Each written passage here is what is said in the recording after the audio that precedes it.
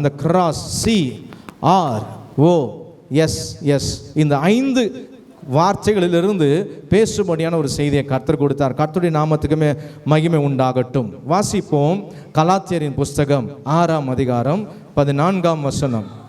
நானோ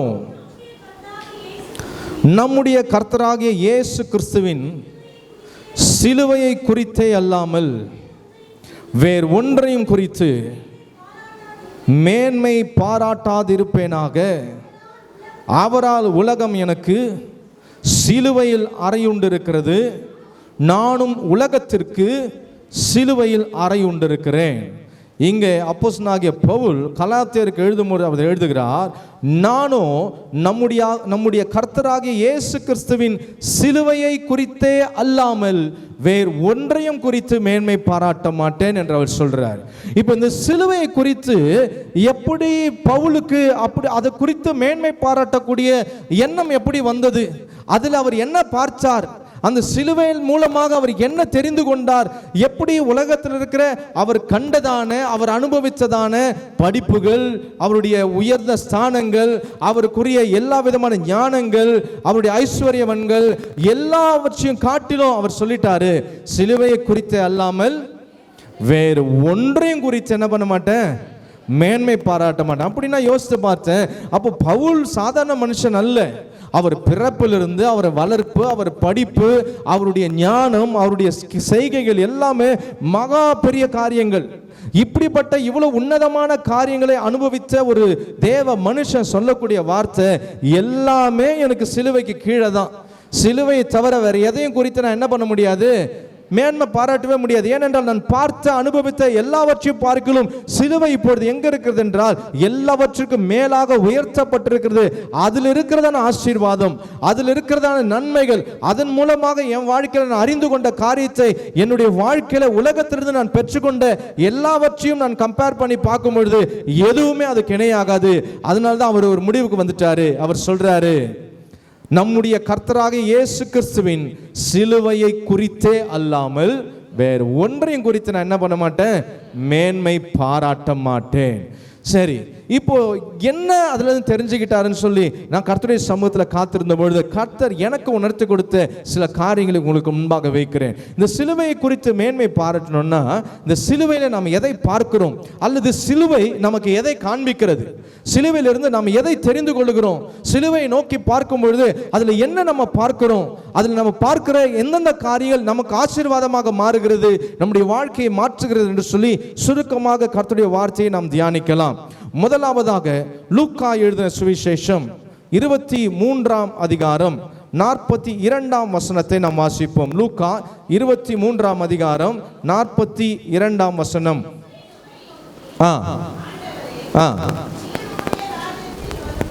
நீர் உம்முடைய ராஜ்யத்தில் வரும்பொழுது. ஆமா, இங்க நம்ம பார்க்கிறோம் இந்த சமூகம் எல்லாம் நமக்கு பல வருடங்கள் பல செய்திகளிலே இந்த சிலுவையின் உபதேசத்தை குறித்து, சிலுவையின் அந்த காட்சி, அந்த சூழ்நிலைகள் எல்லாம் நம்ம அறிந்திருக்கிறோம். இங்க ஒரு கள்ளன் ஆண்டவரை பார்த்து சொல்றான். என்ன சொல்றான்னா, இயேசுவை நோக்கி, இயேசுவை நோக்கி. இப்போ இந்த கள்ளன் எங்க இருக்கிறான்னு பார்த்தீங்கன்னா, இயேசுவின் பக்கத்தில் இருக்கிற ஒரு சிலுவையில் அறையப்பட்டிருக்கிறான். இயேசு எங்க இருக்கிறாரு? இயேசு எங்க இருக்கிறாரு? அவரும் சிலுவையில் அறையப்பட்டிருக்கிறார். இப்போ இந்த கள்ளன் எங்க பார்க்கிறான்னு பார்த்தீங்கன்னா, சிலுவையை நோக்கி பார்க்கிறான். இந்த கள்ளன் எங்க திரும்பி பார்க்கிறான்? சிலுவையை நோக்கி பார்க்கிறான். பக்கத்தில் இருக்கிற சிலுவையை பார்க்கிறான். அந்த பக்கத்தில் இருக்கிற சிலுவையை பார்த்தன அந்த சிலுவையில் ஒருவரை பார்க்கிறான். அவர்தான் ஆண்டவராகிய இயேசு கிறிஸ்து. முதலாவதாக, when you look unto the cross you see the crucified God. See for crucified God. நீங்க சிலுவையை பார்க்கும் பொழுது அதிலே சிலுவையில் அறையப்பட்ட இயேசுவை பார்க்கிறீர்கள். ஆமென். சிலுவை என்று நமக்கு வரும்பொழுதே நமக்கு ஒரு ஞாபகம் வரும், அதில் என் ஆண்டவராகிய இயேசு கிறிஸ்து அறையப்பட்டார். ஆமென். இப்போ இந்த கள்ளன் அந்த சிலுவையை திரும்பி பார்க்கும் பொழுது அங்கே வெறும் சிலுவையை அவன் பார்க்கவில்லை, அங்கே கல்வாரி சிலுவையில் அறையப்பட்ட இயேசு கிறிஸ்துவை அவன் கவனிக்கிறதை, அவன் பார்க்கிறதை நாம் பார்க்கிறோம்.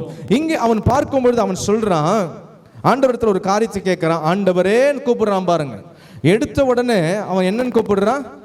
ஆண்டவரே. அப்போ இந்த கள்ளன் அப்பொழுதுதான் இயேசுவை பார்க்கிறான். அந்த சிலுவை, அந்த மரண தருவாயில தான் இயேசுவை பார்க்கிறான். ஆனால் பார்த்த உடனே அவன் சொல்றான், ஆண்டவரே. இன்னொரு கல்லனை குறித்து தெரியும், அவன் பரியாசம் பண்ணினான். இந்த ரெண்டு கல்லர்களுமே இயேசுவை ஆரம்பத்தில் நிந்தித்தார்கள். அப்படிதான் சுவிசேஷத்தில் எழுதியிருக்கிறது. கல்லர்கள் நிந்தித்தார்கள் என்று சொன்னால் ரெண்டு கல்லர்களுமே நிந்தித்தார்கள். ஆனால் நேரமாக ஆக இந்த ஒரு கல்லன் இயேசுவை பார்க்க பார்க்க பார்க்க, அவரை கவனிக்க, அந்த சிலுவையை பார்த்து கொண்டே இருக்கும் பொழுது அவனுக்குள்ளாக சில மாற்றங்கள் உருவாக ஆரம்பிக்கிறது. அவன் சில காரியத்தை அவன் அறிந்து கொள்ள ஆரம்பிக்கிறான். அவனுக்குள்ள ஒரு அறிவு உண்டாகிறதை பார்க்கிறோம். அந்த கல்லன் சொல்றான் பாருங்க, ஆண்டவரை பார்த்து, ஆண்டவரே, நீர் உம்முடைய ராஜ்யத்தில் வரும்பொழுது அடியேனை நினைத்தருளும் என்றான். அப்போ முதலாவது இயேசுவை அவன் யாரா பார்த்தான்னா தெய்வமாக பார்த்தான். அந்த கல்லன் இயேசுவை யாரா பார்த்தான்? ஆனா மூன்று பேரையும் என்ன நிலையில அவங்க சிலுவையில் அறைஞ்சாங்கன்னா, கல்லர்களில் ஒருவனாக எண்ணப்படும்படியாக தான் இயேசு கிறிஸ்துவை என்ன பண்ணாங்க, ரெண்டு கல்லர்களுக்கு மத்தியில அவரை சிலுவையில் அறைந்தாங்க, தீர்க்க தரிசன வார்த்தை நிறைவேறும்படியாக. இப்போ மூன்று பேருமே எந்த நிலையில பார்க்கப்படுவார்கள் என்று சொன்னால், தூரத்தில் போறவங்க, இயேசுவை குறித்து உண்மையாய் தெரியாதவங்க என்னன்னு பார்ப்பாங்க, ஏதோ குற்றம் செய்தவர்களாக தான் மூன்று பேரையும் பார்ப்பார்கள். இப்போ இந்த கல்லனும் அந்த பக்கத்தில் இருக்கிற இன்னொரு கல்லனும் திருடன் தான். இப்போ இயேசுவை பார்க்கிறான். இந்த கல்லன் நினைச்சிருக்கலாம், ஏதோ ஒரு தவறு பண்ணியிருக்கிறதுனால தான் இவரை சிலுவையில் அறைஞ்சிருக்கிறாங்க நினைச்சிருக்கலாம். ஆனால் ஆரம்பத்தில் நிந்தித்தார்கள். ஆனால் காலமும் நேரமும் ஆன பிறகு அவரை எப்படி கூப்பிடுறான்னா, ஆண்டவரேன்னு கூப்பிட்டுட்டான். அப்போ இதுல இருந்து என்ன தெரிகிறது, சிலுவையை நோக்கி பார்க்கும் பொழுது, சிலுவையில் அறையப்பட்ட இயேசுவை நாம் நோக்கி பார்க்கும் பொழுது நம்முடைய அறிவின் கண்கள் திறக்கப்படுகிறது. ஆண்டவரை அறியக்கூடிய அறிவு நமக்கு உண்டாகிறது. இந்த கல்லனுக்கு இயேசுவை அறியக்கூடிய அறிவு அவனுக்கு கிடைத்தது. அதனாலதான் ஆண்டவரை அழைத்தான். இரண்டாவது அவன் கேட்கக்கூடிய காரியம் என்ன, நீர் உம்முடைய ராஜ்யத்தில் வரும் பொழுது அடியேனை. இப்ப இவனுக்கு புரிஞ்சு போச்சு, இவர் யாரு, இவர் பரலோகத்துக்கு போக போகிறவர், அவர் பரலோக ராஜ்யத்திற்கு அதிபதியா இருக்கிறவர். ஆகவேதான் அவர் இடத்துல என்ன கேட்கிறான்னா, நீர் உம்முடைய ராஜ்யத்தில் வரும்பொழுது அடியேனை நினைத்தருளும். அவருடைய இரக்கத்தை கேட்கிறான். அவர் இடத்துல இரக்கத்தை கேட்ட உடனே பாருங்க, 43வது வசனத்துல இயேசு என்ன சொல்றாரு, இயேசு அவனை நோக்கி, இன்றைக்கு நீ என்னுடனே கூட பரதீசில் இருப்பாய் என்று மெய்யாகவே உனக்கு சொல்லுகிறேன். இயேசுவை அறியக்கூடிய அறிவு அவனுக்கு கிடைச்ச உடனே இயேசுவின் இடத்துல இரக்கம் அவனுக்கு கிடைச்சிருச்சு. ஹல்லேலூயா. அப்போ நம்முடைய தெய்வமாகிய இயேசு கிறிஸ்துவிடத்தில் இரக்கத்தை பெறணும்னா முதலாவது அவர் யார் என்ற ஒரு தெளிவு அறிவு நமக்கு வேணும். அப்போ சிலுவையில் அறையப்பட்ட இயேசு கிறிஸ்துவை பார்க்கும் பொழுது, when you look unto the crucified God, you receive the knowledge and you receive the mercy of God. ஆண்டவரிடத்திலிருந்து அறிவை பெற்றுக்கொள்றீங்க. அவர் யார் என்ற அறிவு உங்களுக்கு தெரிகிறது. அவரை குறித்து நீங்க இன்னுமாக அறிந்து கொள்ளுவீங்க. எப்பொழுது என்று சொன்னால், சிலுவையில் அறையப்பட்ட இயேசுவை நீங்க பார்க்கும் பொழுது, அந்த கல்வாரி சிலுவை நோக்கும் பொழுது, அங்கே உங்களுக்காக ஆணிகள் கடாவப்பட்டவராய், அடிக்கப்பட்டவராய் இயேசு அந்த சிலுவை இருக்கிறது நீங்க பார்க்கும் பொழுது அவர் யார் என்கிற அறிவு உங்களுக்கு உண்டாகிறது. உங்களை கேட்டா நீங்க சொல்லுவீங்க, அவர் எனக்காக பலியானவர், அவர் என்னுடைய இரட்சகர், என்னுடைய ஆத்மா நரகத்திலே நித்திய நித்திய காலமாய் அழிந்து வேதனைப்படாதபடிக்கு என்னை பரலோகத்திலே கொண்டு போய் சேர்க்கும்படியாக, நித்திய ஜீவனை எனக்கு கொடுக்கும்படியாக அவர் தம்முடைய ஜீவனை கொடுத்த என்னுடைய இரட்சகர் நம்ம ஒவ்வொருவரும் சொல்ல முடியும். ஆமென். ஹல்லேலூயா. அப்போ ஆண்டவர் யார் என்ற அறிவு நமக்கு இருக்கும் பொழுது அவரிடத்திலிருந்து இரக்கம் நமக்கு கிடைக்கும். இவன் கேட்டது ஒரே ஒரு காரியம், அவனுக்கு கிடைச்ச கடைசி வாய்ப்பு, அதை அழகாக பயன்படுத்தி கொண்டான் பாருங்க. அவன் கேட்கல என்னை காப்பாத்துங்கன்னு சொல்லி கேட்க வரல, அவன் கரெக்டான ஒரு காரியத்தை அவன் அறிஞ்சுக்கிட்டான். என்ன, இந்த உலகத்தில் இருக்கிற வாழ்க்கை என்னைக்கா இருந்தாலும் ஒரு நாள் என்னதாகும், முடிஞ்சு போயிடும். இன்னைக்கு ஒருவேளை இயேசு சிலுவையிலிருந்து அவனை இறக்கி காப்பாற்றி விட்டாருன்னா கூட, அவனுக்கென்று இருக்கக்கூடிய இன்னொரு நாளிலே நேரத்தில் அவன் என்ன ஆகணும், மரிச்சுதான் ஆகணும். அவன் அந்த வாழ்க்கை, உலக பிரகாரமான வாழ்க்கையை அவன் முக்கியத்துவப்படுத்தல. அவன் எந்த வாழ்க்கையை முக்கியத்துவப்படுத்தி அவன் ஞானம் உள்ளவனாய் அறிவுள்ளவனாய் கேட்டான் என்று சொன்னால், நித்திய வாழ்க்கை குறித்த அறிவு அவனுக்கு உண்டானது. ஹல்லேலூயா. இப்ப இயேசுவை நோக்கி பார்க்கும் பொழுது நித்திய வாழ்க்கைக்குரியதான அறிவு நமக்குள்ளே வர வேண்டும். இன்றைக்கு அநேகர் ஆண்டவராக இயேசு கிறிஸ்துவை அறிந்திருக்கிறார்கள், அநேக விசுவாசிகள், அநேக கிறிஸ்தவர்கள் உண்டு. ஆனால் எதற்காக இயேசுவை நாம் தேடுகிறோம்? கல்வாரி சிலுவை நோக்கி பார்க்கும் பொழுது, இன்றைக்கு அன்னைக்கு ஒரு இடத்திற்கு போயிருந்தேன். அந்த ஒரு இடத்துல அந்த சிலுவை, அந்த சொரூபம் வைக்கப்பட்டிருந்தது ஒரு ஆலயத்தில். அந்த சிலுவையில் அந்த இயேசு கிறிஸ்துவின் சொரூபம் வைக்கப்பட்டது. அந்த காலை ஒரு வாலிப சகோதரன் கட்டி பிடித்து கொண்டு அழுது கொண்டிருந்தான். நான் கொஞ்ச நேரம் உற்று கவனித்தேன்.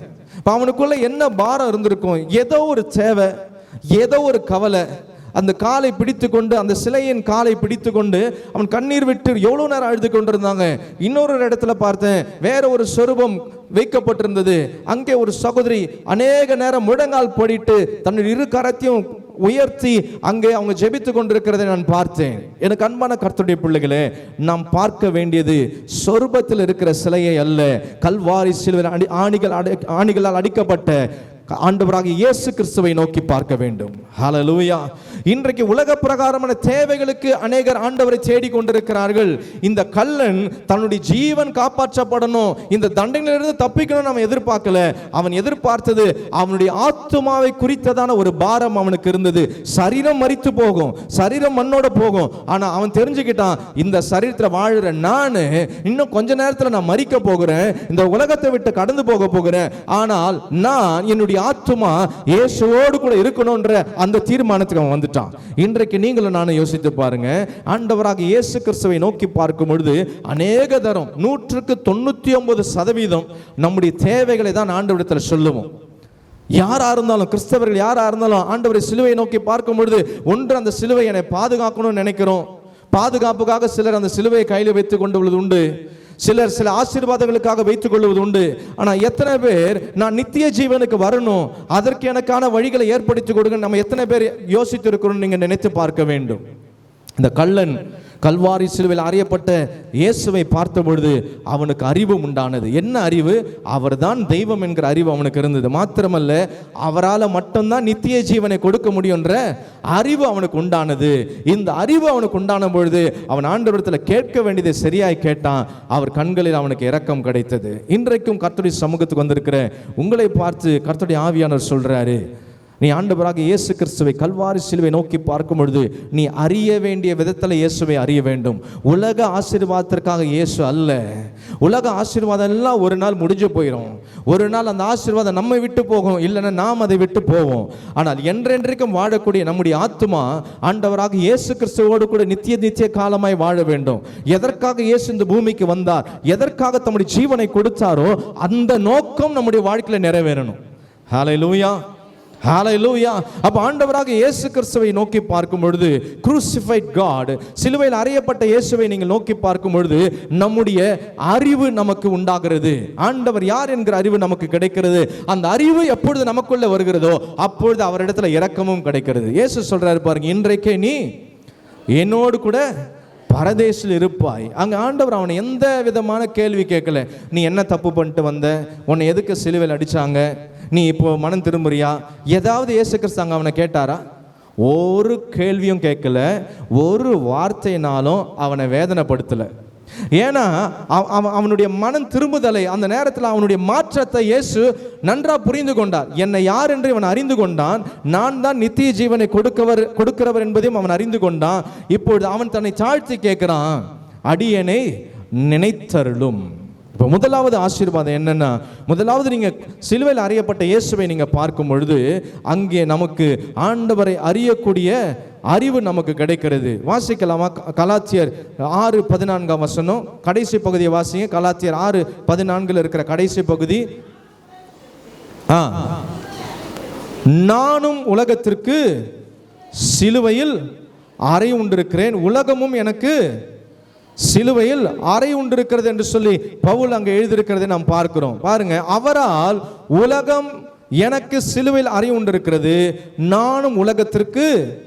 இதுதான் அறிவு, இதுதான் ஆண்டவரை நோக்கி பார்க்கும் பவுல் சொல்றாருல்ல, நானும் நம்முடைய கர்த்தராகிய இயேசு கிறிஸ்துவின் சிலுவை குறித்து அல்லாமல் வேற ஒன்றையும் குறித்து மேன்மை பாராட்ட மாட்டேன் என்று சொல்லிட்டு அவர் என்ன சொல்ல வராரு, இந்த அறிவு எனக்கு வந்ததுனால இப்போ உலகம் எனக்கு என்ன தெரியுமா ஆயிடுச்சு, இந்த உலகம் ஏன் கூட கிடையாது, இந்த உலகம் அவரால் சிலுவையில் அறியப்பட்டுருச்சு, நானும் உலகத்துக்கு என்ன ஆயிட்டேன், சிலுவையில் அறியப்பட்டுட்டேன். இப்போ எனக்கும் உலகத்துக்கும் என்ன கிடையாது, எந்த விதமான சம்பந்தமும் கிடையாது.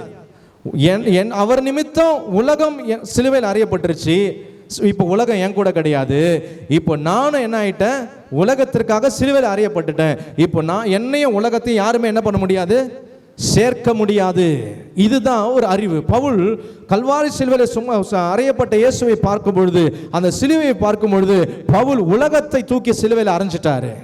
தன்னை கொண்டு போய் உலகத்திற்கு எதிராக தன்னை சிலுவையில் அறைந்து கொள்கிறார். இனி உலகம் என்னை இழுத்து கொள்ள முடியாது, உலகத்திற்கும் எனக்கும் எந்த சம்பந்தமும் இல்லை. இன்றைக்கு வந்திருக்கிற அன்பான கர்த்தருடைய தேவ பிள்ளைகளே, இன்றைக்கு ஒருவேளை உங்களுடைய வாழ்க்கையில நீங்கள் உலகத்தோடு கூட எந்தெந்த காரியத்தில் வாழ்ந்து கொண்டிருக்கிறீங்க, நீங்க கல்வாரி சிலுவையில் அறையப்பட்ட இயேசுவை பார்க்கும் பொழுது உங்களுக்கு ஒன்று தெரியணும். இயேசு சிலுவையில் அறையப்பட்டது உண்மைதான், ஆனா உலகம் உங்களுக்காக சிலுவையில் அறையப்பட்டிருக்கிறதா?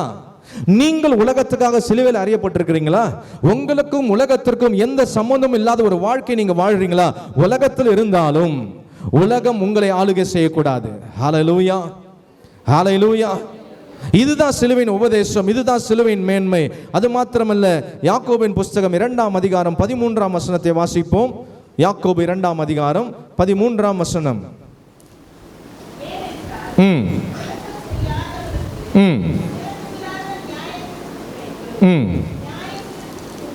நியாய தீர்ப்புக்கு முன்பாக இரக்கம் மேன்மை பாராட்டும். நியாய தீர்ப்புக்கு முன்பாக இரக்கம் மேன்மை பாராட்டும். ஒரு நாள் நீங்களும் நானும் நியாயாசனத்திற்கு முன்பாக நிற்க வேண்டும். ஆண்டவராக இயேசு கிறிஸ்துவுக்கு முன்பாக நீங்களும் நானும் நிற்க வேண்டிய நாள் ஒன்று உண்டு. அந்த நாளிலே ஆண்டவராக இயேசு கிறிஸ்துவின் கண்களிலே நமக்கு இரக்கம் கிடைக்க வேண்டும். ஹல்லேலூயா. இந்த கல்வாரி சிலுவையிலே அந்த கல்லனுக்கு எப்பொழுது இரக்கம் கிடைச்சது?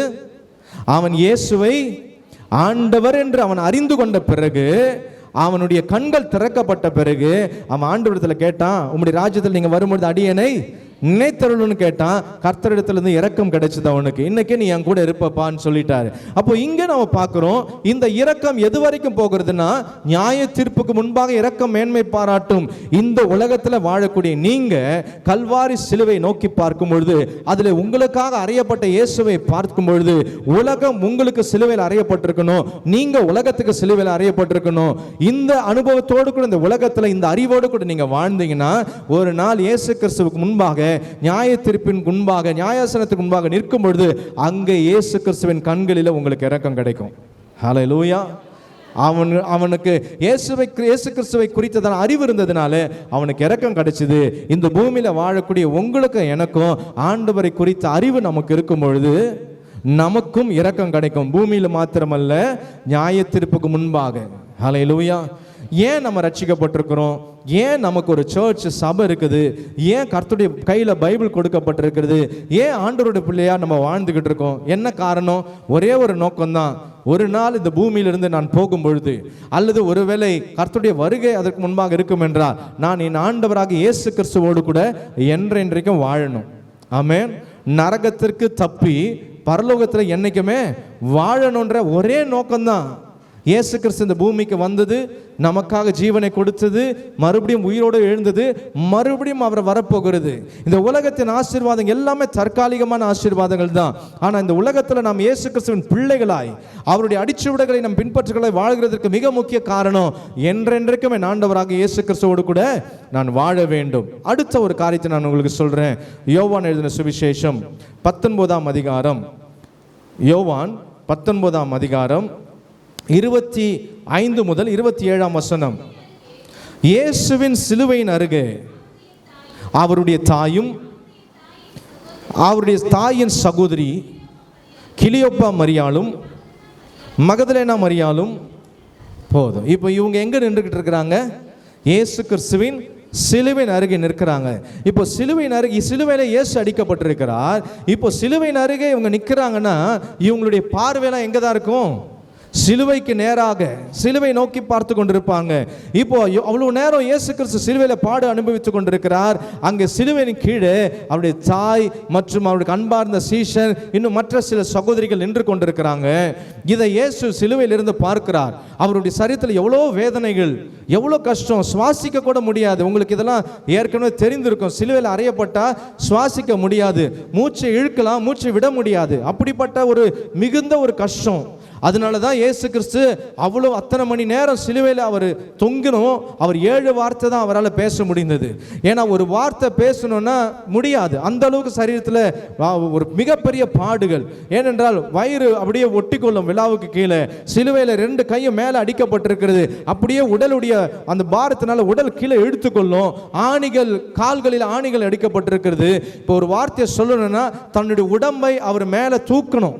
அந்த உடம்பை தூக்கணும்னா அவருக்கு கையில் ஆணிகள் கடவுப்பட்டிருக்கிறதுனால இந்த ஷோல்டரில் இருக்கிற அந்த எலும்புகள்லாம் விலகக்கூடிய நிலையில் இருக்கிறது. அப்படி யோசிச்சு பாருங்க, ஒரு வார்த்தை ஆண்டவர் பேசணும்னாலும் அவர் எவ்வளோ நேரம் மூச்சை பிடிச்சி அவர் அந்த உடலை மேலே அந்த சிலுவையில் மேலே உயர்த்தி தான் ஒரு வார்த்தை அவர் சொல்ல வேண்டும். அப்படிப்பட்ட மிகுந்த கஷ்டம்.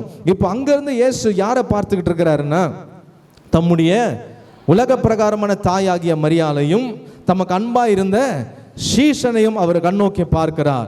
இப்போ அவங்கள பார்க்கும் பொழுது இயேசு கிறிஸ்துவால அதை பார்த்துக்கிட்டு இருக்க முடியல. அவங்களை குறித்த சிந்தைகள் இயேசுக்குள்ள போக ஆரம்பிக்கிறது. என்ன உண்டாகிறது? அவர்களை குறித்ததான யோசனை. என்ன நினைக்கிறாரு? எவ்வளவு நாள் அம்மா கூட நான் இருந்தேன், அம்மா என் கூட இருந்தாங்க, அவங்களுக்கு வேண்டிய எல்லா காரியம் நான் செய்துக்கிட்டு இருந்தேன். இப்போ அப்படியே திரும்பி பக்கத்தில் பார்க்குறாரு, அவருடைய மார்பில் சாய்ந்து கொண்டு இருந்த சீஷன் அங்கே தனியாக நிற்கிறான். கூட வேற எந்த சீஷரும் இல்லை, எல்லாரும் ஓடிட்டாங்க. இப்போ அந்த அன்பா இந்த சீஷன் மாத்திரம் இருக்கிறான். ஏசு அவனை பார்க்குறாரு, எப்பொழுதுமே என்னோடு கூட இருக்கிறவன், எனக்கு அன்பா இருந்தவன், இப்பொழுது நான் மரிக்க போகிறேன், எனக்கு பின்பு இவன் யார் இடத்துல இருக்க போகிறான், இவன் யார் இடத்துல அன்பா இருக்க போகிறான், இவனிடத்துல யார் அன்பா இருக்க போகிறான். 2 பேரை குறித்ததான நினைவுகள், சிந்தைகள் இயேசு கிறிஸ்துவுக்குள்ளாக உண்டாக ஆரம்பிக்கிறது. இரண்டாவது குறிப்பு என்னவென்றால், when you look unto the cross you see the remembering God. நீங்க சிலுவையை நோக்கி பார்க்கும் பொழுது அங்கே உங்களை நினைவு கூறுகிற தெய்வத்தை பார்க்கிறீர்கள். ஹல்லேலூயா. அங்கே இயேசு கிறிஸ்து அங்கிருந்து கண்ணோக்கிறார். நிறைய பேர் இருக்கிறாங்க, போர் சேவகர்கள் இருக்கிறாங்க, நிறைய ஆட்கள் இருக்கிறாங்க, வேத பாரர்கள், பரிசேயர்கள், மூப்பர்கள் எல்லாருமே நிற்கிறாங்க. அநேக ஜனங்க வேடிக்கை பார்க்கறாங்க. ஆனாலும் இயேசு கிறிஸ்துவுக்குள்ள இருந்த சிந்தை தன்னுடைய தாயின் மேலும் தன்னுடைய அன்பா இருந்த சீஷன் மேலும் போகிறது. அதனால தான் இயேசு பேசுறாரு 26ஆம் வசனத்தில், அப்பொழுது இயேசு தம்முடைய தாயையும் அருகே நின்ற தமக்கு அன்பா இருந்த சீஷனையும் கண்டு தம்முடைய தாயை நோக்கி, ஸ்திரீயே அதோ உன் மகன் என்றார். பின்பு அந்த சீஷனை நோக்கி, அதோ உன் தாய் என்றார்.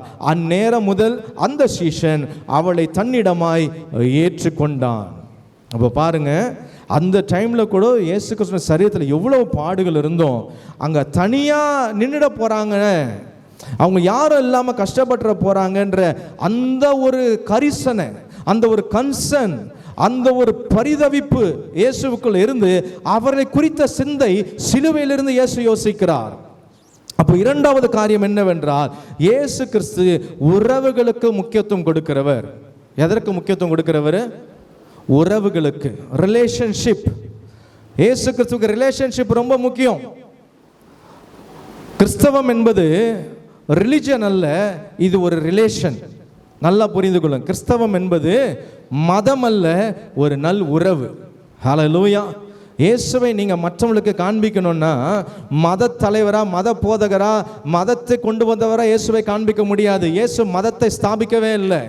இயேசுவை நீங்கள் மற்றவர்களுக்கு காண்பிக்கணும்னா உங்களுடைய அன்பின் உறவுகளின் நிமித்தமாக தான் இயேசு யாருன்றதை நீங்க மற்றவர்களுக்கு காண்பிக்க முடியும். ஹல்லேலூயா.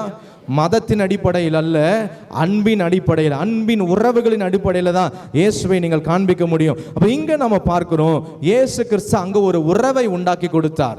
தாய்க்கும் மகனுக்குமான ஒரு புதிய ரிலேஷன்ஷிப்பை ஆண்டவர் உண்டாக்கி கொடுக்கிறார்.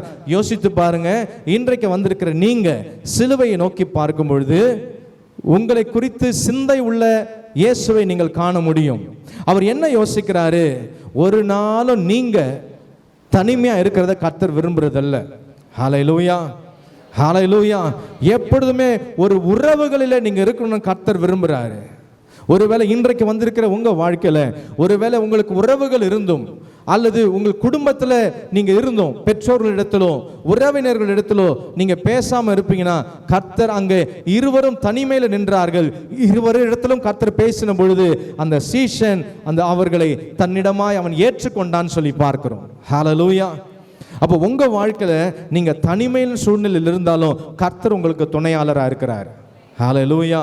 அவர் ஒரு உற்ற துணையாளர். அது மாத்திரமல்ல, உங்க குடும்பத்தில் நீங்க யார் இடத்திலும் பேசாம வைராக்கமா இருக்கக்கூடாது. ஆமென். யாரிடத்துலையும் பேசாமல் வைராக்கியமாக நீங்கள் இருக்கக்கூடாது. எல்லாரிடத்துலையும் நீங்கள் உறவோடு கர்த்தர் உங்களுக்கு கொடுத்துருக்கிற உறவை நீங்கள் என்ன பண்ணணும்னா அதை நீங்கள் சரியான விதத்தில் நீங்கள் அந்த உறவை நீங்கள் பேணி பாதுகாக்க வேண்டும் என்று கர்த்தர் சொல்கிறார். அது மாத்திரமல்ல, அங்கே 2 பேரையும் ஒரு குடும்பமாக மாற்றிட்டார் ஆண்டவர். என்ன மாற்றிட்டாரு? அவங்கள அந்த சீஷனுக்கு தாயாக மாற்றிட்டாரு, அந்த தாய்க்கு அந்த சீஷனை மகனாக மாற்ற ஒரு குடும்ப உறவு அங்கே உண்டாக்கப்பட்டது. Family blessing. நீங்கள் ஆண்டவராகிய இயேசு கிறிஸ்துவின் சிலுவையை நோக்கி பார்க்கும் பொழுது, அங்கே சிந்திக்கிற உங்களை நினைவு கூறுகிற இயேசுவை நீங்கள் பார்க்கும் பொழுது அது 2 வித ஆசீர்வாதம் இருக்கிறது. ஒன்று உறவின் ஆசீர்வாதம், இன்னொன்று குடும்ப ஆசீர்வாதம். ஹல்லேலூயா, ஹல்லேலூயா. அப்போ இந்த பூமியில் நமக்கு கிடைக்கிற உறவுகள்லாம் வெளியேற பெற்ற உறவுகள்.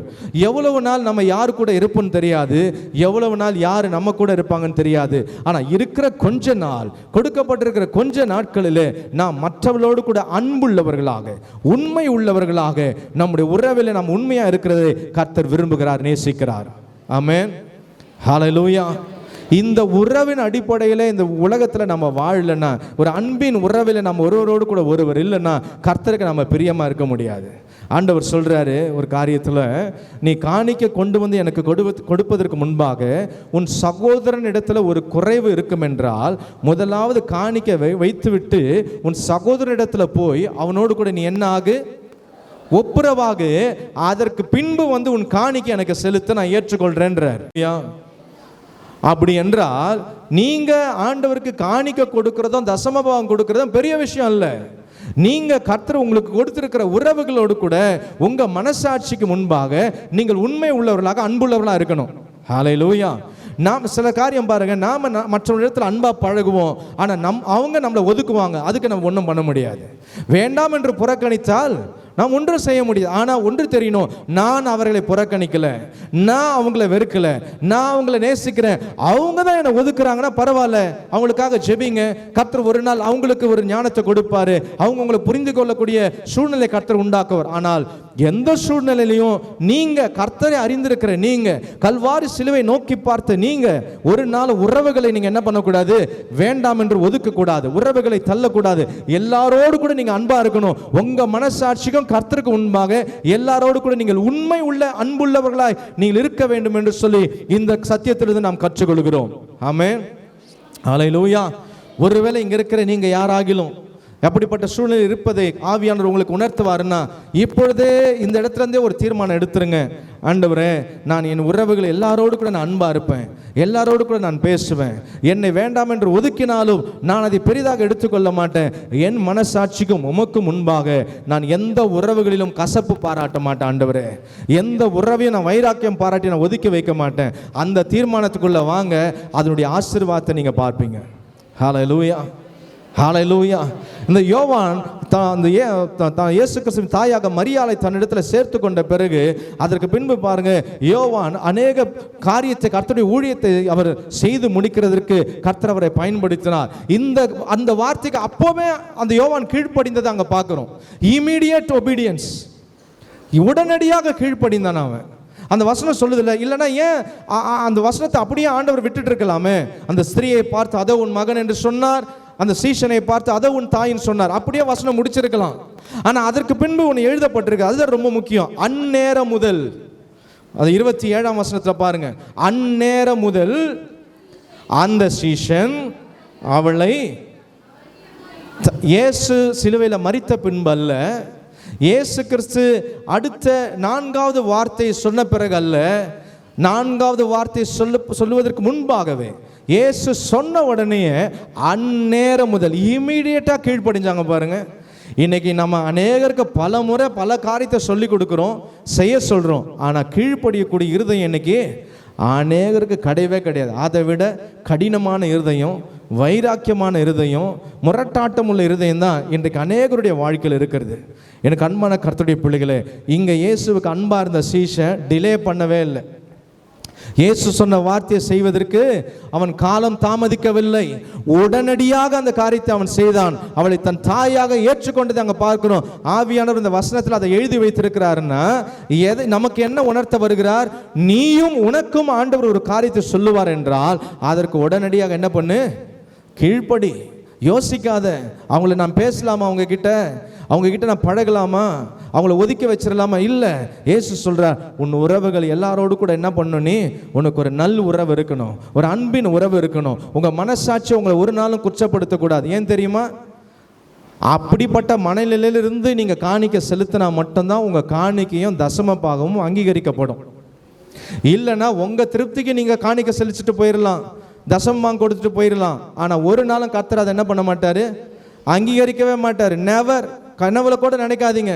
உங்களுக்கு ஒரு திருப்தியாக இருக்கலாம், நான் ஆண்டவருக்கு தசமம் கொடுத்துட்டேன், ஆண்டவருக்கு காணிக்கை கொடுத்துட்டேன், அது பரலோகத்துக்கே போகாது. ஏன்னா வசனம் அதென்ன சொல்லுது, உன் காணிக்கை வைத்து விட்டு உன் சகோதரன் இடத்துக்கு போ, அங்கே போய் அவனோடு கூட ஒப்புரவான பிறகு என்கிட்ட வா. அதுக்கு முன்பாக காணிக்கையோடு கூட என்கிட்ட வராத, உன் காணிக்கை எனக்கு வேண்டான்றாரு.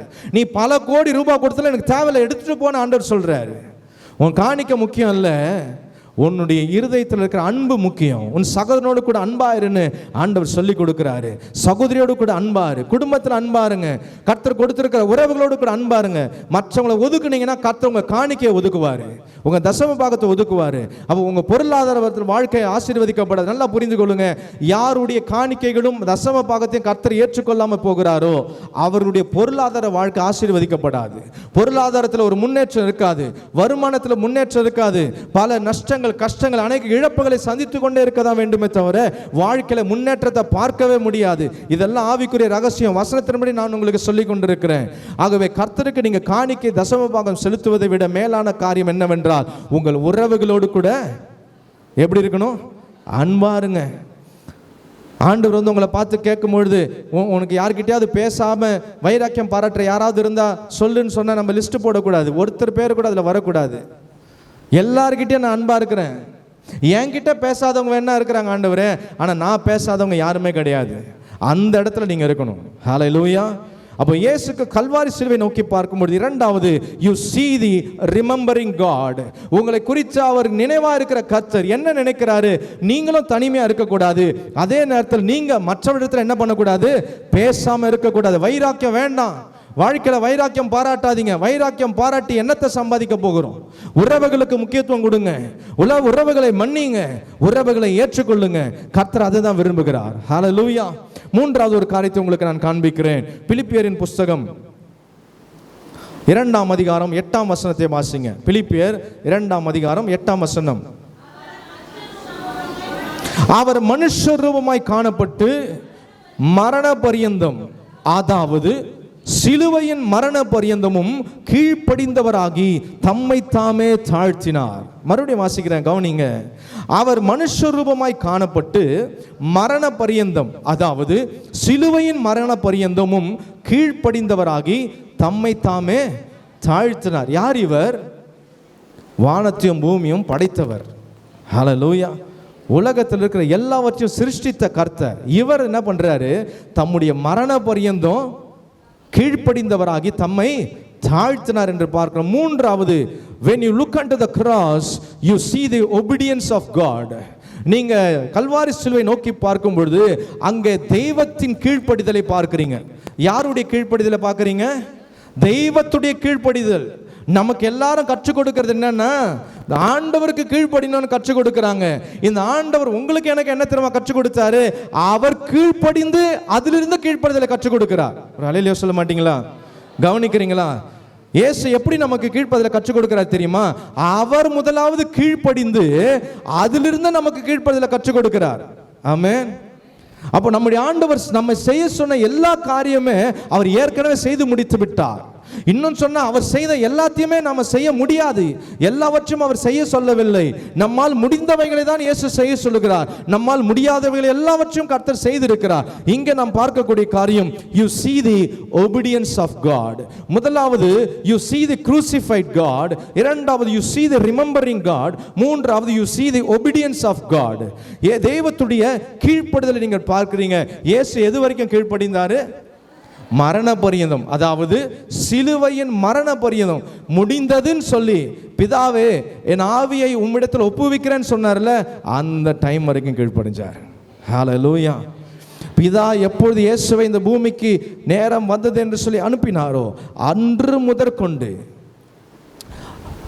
மரியாள் வயிற்றில் அவர் கருவாய் உற்பத்தி ஆவதற்கு தன்னை கீழ்ப்படுத்திக் கொண்டார். அவர் மகா பெரிய தேவன் அல்லவா? வானம் அவருடைய சிங்காசனம், பூமி அவருடைய பாதப்படி. அவருடைய கரத்தினாலே வானங்களை அவர் அளந்திருக்கிறாரு. சமுத்திரத்தின் தண்ணீரை தன்னுடைய கரத்தில் வைத்திருக்கிற ஆண்டவர். இவ்வளவு பெரிய ஆண்டவர் ஒரு சின்ன அணுவாக, ஒரு சிறிய அளவிட முடியாத ஒரு கருவாக மரியாளுடைய வயிற்றில் கர்ப்பத்தில் வருவதற்கு அவர் என்ன பண்ணார்னா கீழ்ப்படிந்தார். ஹல்லேலூயா. அந்த கீழ்ப்படிதலை யோசித்து பாருங்க, எவ்வளவு பெரிய கீழ்ப்படிதல். ஒரு மகா பெரிய தேவன், அண்ட சராசரங்களை சிருஷ்டித்தவர், வானாதி வானங்கள் கொள்ளாத தேவன், ஒரு கர்ப்பத்தில் ஒரு சிறிய கருவாய் இயேசு உருவாவதற்கு தன்னை கீழ்ப்படுத்திக் கொண்டார். ஆமென். அந்த கீழ்ப்படிதலிருந்து இயேசு கிறிஸ்து கல்வாரி சிலுவையில் சொன்னாரே கடைசி வார்த்தை, பிதாவே உம்முடைய கைகளில் என் ஆவியை ஒப்புவிக்கிறேன்னு, அது வரைக்கும் 100% ஒபே பண்ணார். ஹல்லேலூயா. அப்போ மூன்றாவதாக நாம் என்ன கற்றுக்கொள்கிறோம் என்று சொன்னால், தெய்வத்துடைய கீழ்ப்படிதலில் இருந்து நம்முடைய கீழ்ப்படிதல் நாம் கற்றுக்கொள்கிறோம். மார்க் 14:49 இப்படியாக சொல்லுகிறது. இயேசு எதற்காக கீழ்ப்படிந்தார் என்று பார்க்கும் பொழுது வாசிங்க, மார்க் 14:49.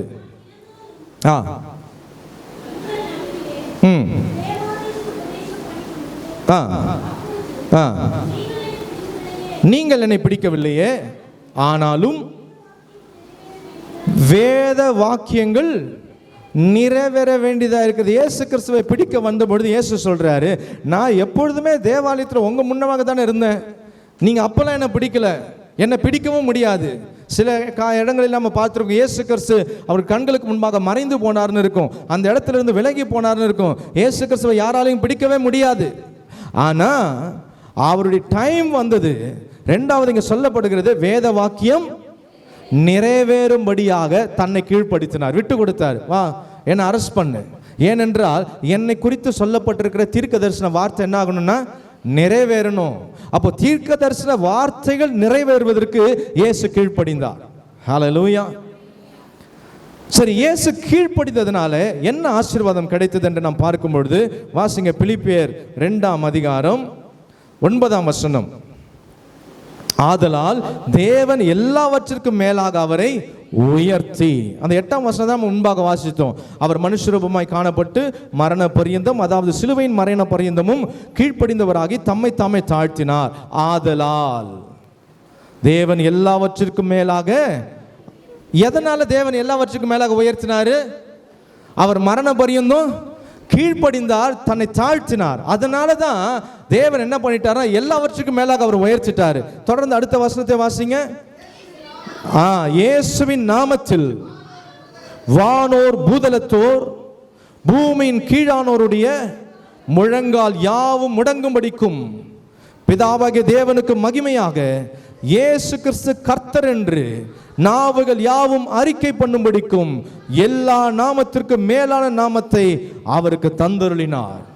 அப்போ நீங்க ஆண்டவருக்கு கீழ்ப்படியும் பொழுது கர்த்தர் உங்க வாழ்க்கையில உங்களுக்கு உயர்வை கொடுப்பார். ஆமென். எதை கொடுப்பார்? உங்களுக்கு உயர்வை கொடுப்பார். Promotion. You will receive the promotion. உங்க வாழ்க்கையில் நீங்க அடுத்த கட்டத்துக்கு, மேலான கட்டத்துக்கு போவீங்க. குடும்பத்தில் உயர்வை கொடுப்பார், உறவுகளின் மத்தியில் உயர்வை கொடுப்பார், உங்கள் வியாபார ஸ்தலங்களில் உயர்வை கொடுப்பார். எப்பொழுது தெரியுமா? நீங்க கர்த்தருக்கும் அவருடைய வார்த்தைக்கு நீங்க என்ன பண்ணணும்? கீழ்ப்படியணும். இயேசு கிறிஸ்து தன்னை குறித்து சொல்லப்பட்ட வேத வாக்கியங்கள் நிறைவேறுவதற்கு கீழ்ப்படிந்தார். பிதாவாகிய தேவனுக்கு அவர் கீழ்ப்படிந்தார். மரண பரியந்தம் தன் சிலுவையில பல உபத்திரவங்கள், பல பாடுகள், அதன் மத்தியிலும் அதை நிறைவேற்றும்படியாக அவர் கீழ்ப்படிந்ததை நாம் பார்க்கிறோம். அப்போ உங்க வாழ்க்கையிலும் நீங்க எல்லா சூழ்நிலையிலும் நீங்க கர்த்தருடைய வார்த்தைக்கும் ஆண்டவருக்கும் நீங்க உண்மையா கீழ்ப்படுகிறவர்களா இருப்பீர்கள் என்றால் கர்த்தர் நிச்சயமா உங்களை உயர்த்துவார். இயேசு கிறிஸ்து எப்படி ஒரு உயர்வை கர்த்தர் கொடுத்தார்? வானத்திலும் பூமியிலும் பூமியின் கீழே இருக்கிற எல்லாவற்றிற்கும் மேலாக அதிகாரம் அவருக்கு இருக்கிறது. வானத்திலும் பூமியிலும் அதிகாரம் அவருக்கு ஒருவருக்கு மட்டும்தான் கர்த்தர் கொடுத்திருக்கிறாரு. அப்படிப்பட்டதான உயர்வை உங்க வாழ்க்கையில மேன்மையை கர்த்தர் உங்களுக்கு கொடுப்பார். எப்பொழுது நீங்க கர்த்தருக்கும் அவருடைய வார்த்தைக்கு. அவருடைய வார்த்தை எப்படி உங்களுக்கு வருது? ஊழியக்காரன் மூலமாக பேசுவார், சில நேரத்தில் உங்களை கரெக்ட் பண்ணுறதுக்கு பேசுவார், சில நேரத்தில் அந்த காரியத்தை செய்ய சொல்லி பேசுவார். நீங்கள் உடனே கீழ்ப்படிஞ்சிங்கன்னா உங்களுக்கு என்ன கிடைக்கும்? உயர்வு கிடைக்கும். கீழ்ப்படிந்தால் மாத்திரம்தான் உயர்வு.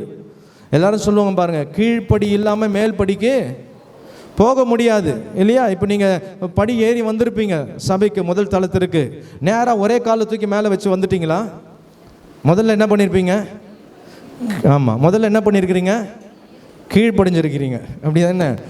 கீழ்ப்படியில் உங்கள் காலை நீங்கள் வைத்திருக்கிறீங்க. அப்போ இனி ஞாபகம் வச்சுக்கொள்ளுங்க, சபைக்கு வரும்பொழுது ஃபஸ்ட்டு ஸ்டெப்பு கீழ்ப்படியில் காலை வைக்கும்பொழுது உங்களுக்கு ஒரு ஞாபகம் வரணும், நான் கர்த்தருக்கு கீழ்ப்படியணும், வேத வார்த்தைக்கு கீழ்ப்படியணும்.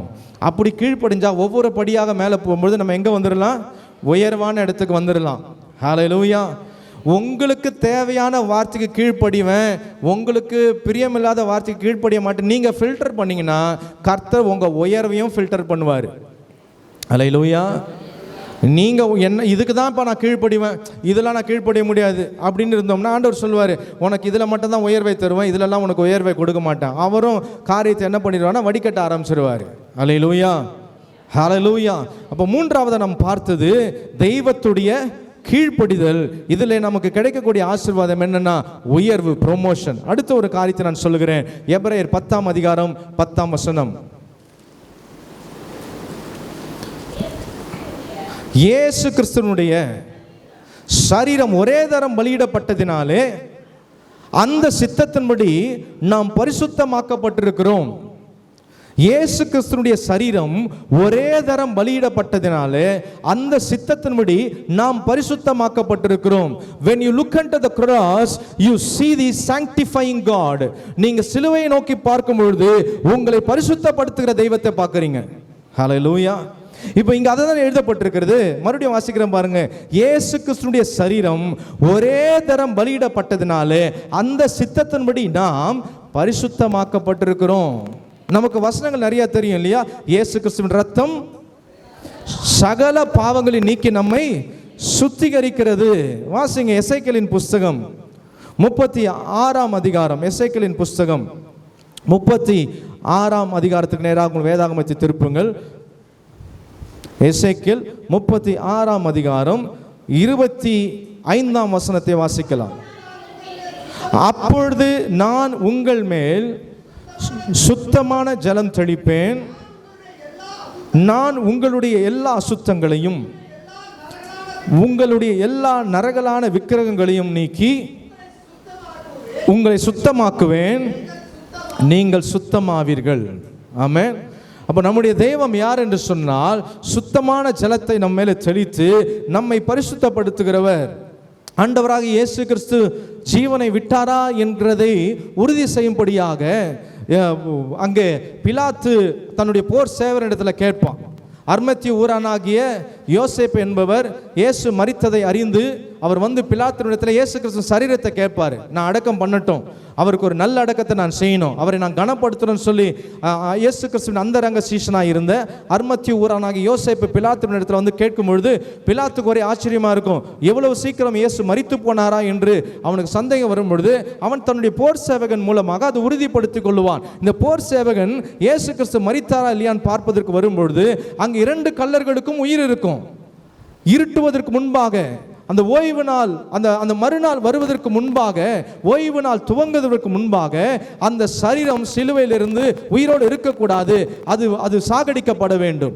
ஆகவே அங்கே வந்த போர் சேவர்கள் என்ன பண்ணுவாங்கன்னா அந்த 2 கல்லர்களின் இயேசு கிறிஸ்துவின் 2 பக்கத்தில் இருக்கிற கல்லர்கள் இன்னும் உயிரோடு கூட இருக்கிறார்கள் என்பதை அறிந்து கொண்டபடினாலே இருவருடைய முழங்கால்களையும் முறித்து விடுவார்கள். இந்த முழங்காலுடைய பேலன்ஸ்ல தான் உடம்பு நின்றுட்டு இருக்கும். இந்த 2 முட்டியும் அவங்க உடைச்சிருவாங்க. உடைத்த உடனே அதுக்கு பிறகு சுவாசிக்க முடியாது. அப்படியே அந்த சுவாசம் நின்று அவர்கள் மரித்து போய் விடுவார்கள். இப்போ இயேசுவிடத்தில் வரும்பொழுது அந்த போர் சேவர்கள் வருவதற்கு முன்பாக இயேசு கிறிஸ்துவின் ஜீவன் அவர் ஆவியை விட்டிருப்பார். இப்பொழுது இயேசு உயிரோடு கூட இருக்கிறாரா இல்லையா என்பது தெரிந்து கொள்வதற்காக ஒரு போர் சேவகன் தன்னுடைய ஈட்டியை எடுத்து இயேசு கிறிஸ்துவின் விலாவில குத்தி பார்ப்பான், உயிர் இருக்கான்னு. உடனே அங்கிருந்து ரத்தமும் தண்ணீரும் புறப்பட்டு வரும். சரித்திரம் சொல்லுகிறது அந்த ஈட்டியை குத்தினதான அந்த 100க்கு அதிபதி அவன் ஒரு பார்வை இல்ல, ஒரு கண்ணில் பார்வை இல்லாதவனா இருந்தானாம். அந்த தண்ணீரும் ரத்தமும் இயேசு கிறிஸ்துவின் சரீரத்திலிருந்து வெளியே பீரிட்டு அடித்த பொழுது அதிலிருந்த ஒரு துளி ரத்தம் அவன் கண்களில் பட்டவுடனே அந்த நிமிஷத்திலேயே அவன் பார்வை அடைந்தான் என்று சொல்லி சரித்திரம் சொல்லுகிறது. அவனுடைய பேர் லாங்கி மேன். அந்த 100க்கு அதிபதியுடைய பேர் லாங்கி மேன் என்று சரித்திரத்தில் எழுதி வைக்கப்பட்டிருக்கிறது. இப்போ அவருடைய விழாவிலிருந்து புறப்பட்டு வந்த அந்த தண்ணீரும் ரத்தம் எதற்கு அடையாளம் என்று சொன்னால் நம்மை சுத்திகரிப்பதற்கு அடையாளம். ஹல்லேலூயா. அப்போ நீங்க சிலுவையை நோக்கி பார்க்கும் பொழுது அங்கே உங்களை பரிசுத்தமாக்குகிற தெய்வத்தை பார்க்கிறீங்க. when you look unto the cross you see the sanctifying God. யோவான் எழுதின சுவிசேஷம் 19ஆம் அதிகாரம் 34ஆம் வசனத்தை வாசிங்க. ஆகிலும் ஈட்டினாலே அவருடைய விலாவில் குத்தினான், உடனே ரத்தமும் தண்ணீரும் புறப்பட்டது. சரி, நம்மை கர்த்தர் தெய்வம் சுத்திகரிக்கிறதுனால நமக்கு என்ன ஆசீர்வாதம்? எசேக்கியேல் 36ஆம் அதிகாரம் 25ஆம் வசனத்தில் பார்த்தோம் இல்லையா? ஆண்டவர் சொல்றார், நான் உங்களை என்ன பண்ணுவேன்? சுத்தமாக்குவேன், நீங்கள் சுத்தமாவீர்கள். அதே அதிகாரம் 33ஆம் வசனத்தை வாசிங்க. கர்த்தராகிய ஆண்டவர் சொல்லுகிறது என்னவென்றால், நான் உங்கள் அக்கிரமங்களை எல்லாம் நீக்கி, நல்லா கவனிங்க, உங்களை சுத்தமாக்கும் காலத்திலே பட்டணங்களில் குடியேற்றுவிப்பேன், அவாந்தரமான ஸ்தலங்களும் கட்டப்படும், பாழாக்கப்பட்ட தேசம் யாவருடைய பார்வைக்கும் பாழாய் கிடந்ததற்கு பதிலாக பயிரிடப்படும். பாழாய் கிடந்த தேசம் ஏதேன் தோட்டத்தை போல் ஆயிற்றென்றும், அவாந்தரமும் பாழும் நிர்மூலமாய் இருந்த பட்டணங்கள் அரணிப்பானவைகளும் குடியேற்றப்பட்டவைகளுமாய் இருக்கிறது என்றும் சொல்லுவார்கள். இது எப்பொழுது நடக்கிறது? எப்பொழுது கர்த்தர் உங்களை குடியேற்றுவிப்பார், எப்பொழுது கர்த்தர் அவாந்தரமான இடத்துல காரியங்களை கட்டுவிப்பார், எப்பொழுது கர்த்தர் பாழான இடத்தை ஏதேன் தோட்டத்தை போல மாற்றுவார்னா 33ஆம் வசனத்தை தெளிவா ஆண்டவர் சொல்லியிருக்கிறார். மறுபடியும் சொல்றேன் பாருங்க, கர்த்தராகிய ஆண்டவர் சொல்லுகிறது என்னவென்றால், நான் உங்கள் அக்கிரமங்களை எல்லாம் நீக்கி உங்களை சுத்தமாக்கும் காலத்திலே. எப்போ இந்த ஆசீர்வாதம்லாம்? இது எதை குறிக்கிறது? ஒரு நல்ல ஆசீர்வதிக்கப்பட்ட ஒரு எதிர்காலம். குடியேற்றுவிப்பேன் சொல்றாரு, கட்டுவிப்பேன் சொல்றாரு, ஏதேன் தோட்டத்தை போல செழிப்பாக வாழ்க்கையை மாற்றுவேன் கர்த்தர் வாக்கு பண்றாரு. அவர் சொல்லும் பொழுது சொல்றாரு, இது எப்போ நடக்கும்னா, நான் உங்களை சுத்தமாக்கும் காலத்தில். எல்லாரும் சொல்லுங்க பார்க்கலாம், கர்த்தர் நம்மை சுத்தமாக்கும் காலத்திலே நம்முடைய எதிர்காலம் ஆசீர்வதிக்கப்படும். அப்ப கர்த்தர் நம்மை சுத்திகரிப்பதற்கு நம்ம என்ன பண்ணணும்? விட்டு கொடுக்கணும். கடைசியாக ஒரு காரியத்தை நான் சொல்லி முடிக்கிறேன். மத்தேயு 27ஆம் அதிகாரம் 50 முதல் 54 வசனங்களை வாசிக்கலாம். மத்தேயு 27ஆம் அதிகாரம் 50 முதல் 54. இயேசு மறுபடியும் மகா சத்தமாய் கூப்பிட்டு ஆவியை விட்டார். அப்பொழுது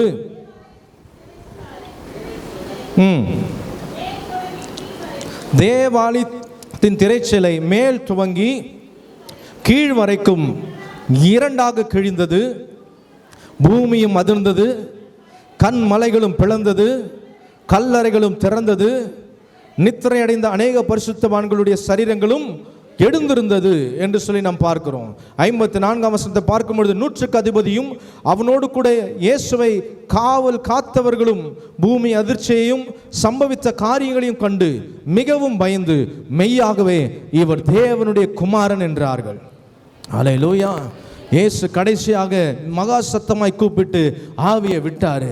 ஆவியை விட்ட உடனே பூமி அதிர ஆரம்பிச்சிருச்சு, காரிருள் சூழ்ந்து கொண்டது, அந்த இடத்துல கல்லறை வெடித்தது என்று பார்க்கிறோம். அந்த தேவாலயத்தின் திரைச்சீலை மகா பரிசுத்த ஸ்தலத்துக்கும் பரிசுத்த ஸ்தலத்துக்கும் நடுவாய் இருந்ததான அந்த திரைச்சீலை, கைகளினாலே கிழிக்க முடியாத திரைச்சீலை, அந்த ஒரு திரைச்சீலையுடைய அகலம், அதனுடைய திக்னஸ், அதனுடைய கனம் எந்த அளவுக்கு இருக்குன்னு சொன்னா, நம்முடைய உள்ளங்கை அளவுக்கு அந்த திரைச்சீலையுடைய அந்த கனம் இருக்கும். அப்படிதான் அந்த திரைச்சீலை இருக்கும். காற்றில் அது பறக்காது, அவ்வளவு ஹெவியா இருக்கும், அவ்வளவு கனமான திரைச்சீலை. இந்த திரைச்சீலை கையினால யாரும் கிழிக்க முடியாது, எதை வைத்தும் கிழிக்க முடியாது. அப்படிப்பட்ட திரைச்சீலை மகா பரிசுத்த ஸ்தலத்தையும் பரிசுத்த ஸ்தலத்தையும் அது நடுவாக பிரித்திருந்தது. இயேசு கிறிஸ்து கல்வாரி சிலுவையில் ஜீவனை விட்ட உடனே, ஆவியை பிதாவிடத்தில் ஒப்பு கொடுத்த உடனே, இந்த திரைச்சீலை மேலிருந்து கீழே வரைக்கும் ரெண்டா கிழிஞ்சிருச்சு. அல்லேலூயா. கீழிருந்து கிழிந்து இருந்ததுன்னா கூட, அன்றைக்கு யூதர்கள், வேதபாரகர்கள், பரிசேயர்கள் வந்து பிலாத்தினிடத்தில் கேட்டாங்க. என்ன சொன்னாங்க? இந்த இயேசு உயிரோடு கூட இருக்கும் பொழுது 3ஆவது நாள் உயிரோடு கூட எழுந்திருவன் சொன்னாரு. ஒருவேளை அவங்க சீஷருங்க வந்து திருட்டுத்தனமா அவருடைய சரீரத்தை எடுத்து போய் எங்கேயாவது வச்சுட்டு உயிரோட எழுந்துட்டாங்கன்னு கதை சொல்லுவாங்க. அதனால் நீங்க எனக்கு அந்த கல்லறை, இயேசு கிறிஸ்து வைக்கப்பட்ட கல்லறையை பாதுகாக்க போர் சேவகர்களை கொடுங்கன்னு கேட்கும்போது பிலாத்து சொல்லுவாரு, உங்களிடத்துல தானே எல்லா போர் சேவகர்கள் இருக்கிறாங்க, அவங்கள வைத்துக்கொண்டு உங்களால் கூடுமான வரைக்கும் பத்திரப்படுத்திக் கொள்ளுங்கன்னு பிலாத்து சொல்லுவாரு. இப்போ இப்படிப்பட்ட யூதர்கள் திரைச்சிலை கீழிருந்து கிழிந்திருந்ததுன்னா என்ன கதை சொல்லியிருப்பாங்க தெரியுமா? யாரோ ஆளை வச்சு கீழே இருந்து என்ன பண்ணிட்டாங்க, திரைச்சிலைய கிழிச்சு விட்டுட்டாங்கன்னு கதை சொல்லியிருப்பாங்க. அதனால தான் அந்த திரைச்சிலை ரொம்ப உயரமான ஸ்தலத்தில் அது கட்டப்பட்டிருக்கும். அது கீழே இருந்து கிழியில, வசனம் தெளிவா சொல்லுது, மேல இருந்து கீழே வரைக்கும் ரெண்டா கிழிஞ்சிருச்சு. இந்த திரைச்சிலை கிழிஞ்சதுனால என்ன ஆயிடுச்சுன்னா, அது வரைக்கும் தேவனிடத்துல, அந்த மகா பரிசுத்தமான தேவனிடத்துல, அந்த உடன்படிக்கை பெட்டி கிருபாசனம் இருக்கிற இடத்துல யாரும் போக முடியாது. வருஷத்துக்கு ஒரே ஒரு தரம் பிரதான ஆசாரியன் பாவ நிவாரண பலியாகிய ரத்தத்தை எடுத்துக்கொண்டு தான் அதற்குள்ளே பிரவேசிப்பான். வேற யாருக்கும் அனுமதி கிடையாது. ஆனா இயேசு உங்களுக்காக எனக்காக மகா பிரதான ஆசாரியனாய் தன்னுடைய ஜீவனை கொடுத்தபடினாலே நமக்கும் பரலோகத்திற்கும் இருந்ததான அந்த இடைவெளியை, பிதாவுக்கும் நமக்கும் இருந்ததான அந்த இடைவெளியை தம்முடைய மாம்சத்தின் திரை கிழிக்கும்படியாக அவர் தன்னையே ஒப்பு கொடுத்தபடினாலே தேவாலயத்தில் இருந்ததான திரைச்சிலை இரண்டாக கிழிந்தது. அல்லேலூயா. அதற்கு பிறகு பார்த்த காரியம்லாம் இயற்கையை ஸ்தம்பித்து விட்டது இல்லையா? பூமி அதிர்ந்தது, கல்லறைகள் வெடித்தது, பரிசுத்தவானுடைய சரீரம் எழுந்தது. இதெல்லாம் இயற்கைக்கு அப்பாற்பட்டு நடக்கிற காரியம். இயற்கையே தன்னுடைய கண்ட்ரோலை மிஸ் பண்ணிடுச்சு. இயற்கை கண்ட்ரோல் இல்லை, இயற்கையே ஒரு வழி ஆயிடுச்சு.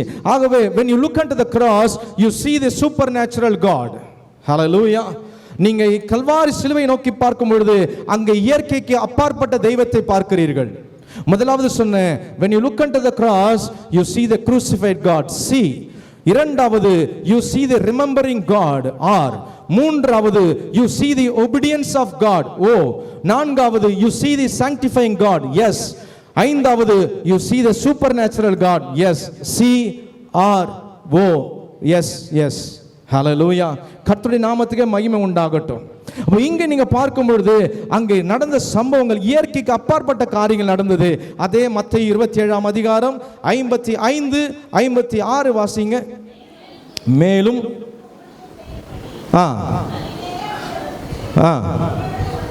இயேசுவுக்கு ஊழியம் செய்யும்படி கலிலேயாவிலிருந்து அவரோடு வந்திருந்த அநேக ஸ்திரீகள் அங்கு தூரத்தில் நின்று பார்த்து கொண்டிருந்தார்கள்.